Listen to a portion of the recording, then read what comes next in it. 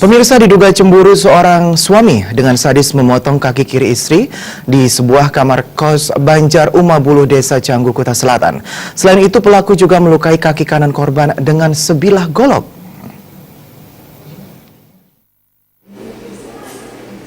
Kanit Reskrim Polsek Kuta Utara, Ibtu Kartima Utama Ika, saat dikonfirmasi tim liputan, membenarkan peristiwa yang terbilang sadis ini. Korban Niputu Karyani, 29 tahun, asal Alas Angker, Buleleng, menjadi korban kekerasan dalam rumah tangga oleh suaminya, Kadek Adiputra, 36 tahun.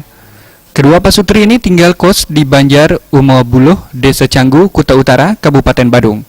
Kejadian diketahui sekitar Selasa, pukul 17.30 WITA, ketika seorang saksi, PW, mendengar anak korban meminta tolong bahwa bapaknya membawa sebilah golok.